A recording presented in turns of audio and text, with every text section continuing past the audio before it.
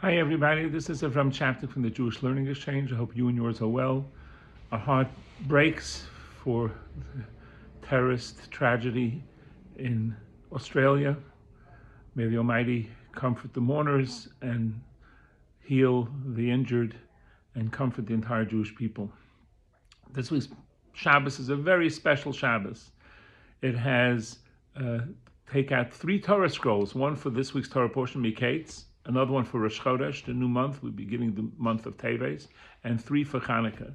So a very special time. Actually, it's an auspicious time for prayer when they open the Ark to remove the 3 arks, the 3 Torah scrolls. It's a very auspicious time to pray for whatever good things your heart desires. So when it comes to Hanukkah, there's an interesting argument in the Talmud between the 2 great scholarly houses, the house of Hillel, Beis Hillel, and Beis Shammai, and the house of Shammai.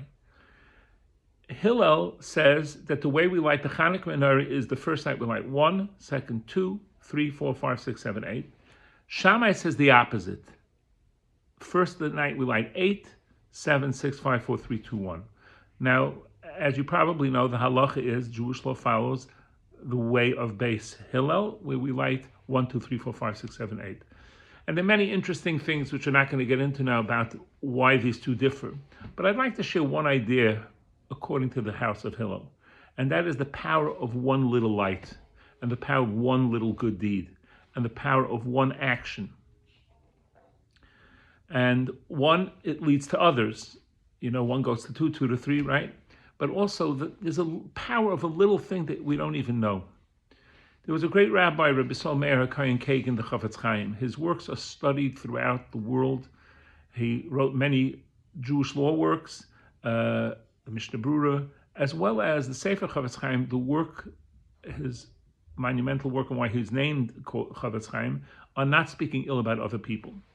And there was a rabbi who met the great-great-great-grandson of the Chafetz Chaim, who was not religious, and the man told him, oh, by the way, I'm related to some great rabbi. I don't know if you ever heard of him, the Chafetz Chaim. And Rabbi Greenwald said, what? Of course I heard of him. And his mother was alive, the great-granddaughter of the Chafetz Chaim. And I'd love to meet her. And he went to meet her, and she wasn't raised religious, unfortunately.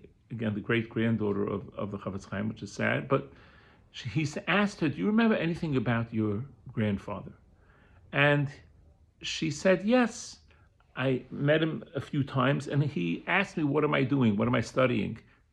I was in university then. And he said, I'm studying languages, so I can communicate with all different types of people. And the Chafetz Chaim in Yiddish asked her, and how are you going to communicate with the Almighty? You need to have a language to communicate with the Almighty as well. And I had nothing to say. Then he asked me, do I have any merits? Is there any good things that I've done? And she said, well, I used to help my mother make potato latkes, potato pancakes, and give it out for the poor on Hanukkah. And the Chafetz Chaim smiled and said, may the merit of that give you a wonderful place in the Garden of Eden, and may you live a long life on this world. And his blessing came true. She lived a long life. And again, the idea here is that she unfortunately didn't have the background. She didn't know anything, but she did something, and he acted upon that and counted that as being something special, and that would give her great merit. There was a man named Rav Avram Yitzchak Winkelstein, who was not raised as a rabbi. As a matter of fact, he was totally secular. He had married a non-Jewish woman and acted like a non-Jew and had a son with this woman. Then the Holocaust came, and as the Holocaust was going on, he saw the suffering of his brothers and sisters, and it began gnawing at him. And he began to feel, this isn't right. The Jews of Kovna were herded into a ghetto, but no one looked at him as a Jew, and he wasn't herded into it. But it was gnawing at him, and eventually his father came to him in a dream. His father, who had passed away, came to him in a dream and said, you belong with your people. You belong with your people. and you're a Jew and you know that you are a Jew. The Jewish people are being persecuted because they are God's chosen people. Go and live among them. And he thought about it and thought about it and gnawed at him. And eventually he came and knocked on the ghetto door. And the German said, "What do you want?" He said, "I want to go into the ghetto, only part of the ghetto." They said, "Are you crazy?" But eventually they let him in. And he became part of the ghetto. And he left his family and everything behind. His money, his position, everything. And he joined the Jewish people there. And he became very close to some great rabbis that were in the ghetto. And he started studying.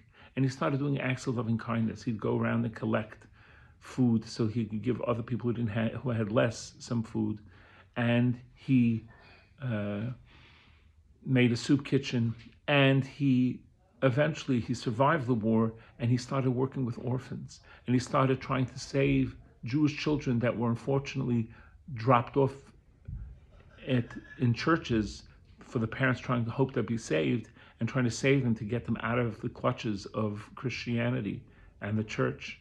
And he worked very hard for that. He eventually moved to Israel and brought along 150 children. And he made an orphanage. And he did great things. And all of this was from taking a daring, big step and going into the Jewish and joining the Jewish community and feeling their pain. So Hanukkah, we light the menorahs and we add more and more and more. And we should add more and more goodness to what we do in this world. Because every little light dispels a lot of darkness and adds a lot. And helps us become even greater than whatever we were before. Have a wonderful Shabbos, all the best. And a happy Hanukkah and a good Chodesh. All the best.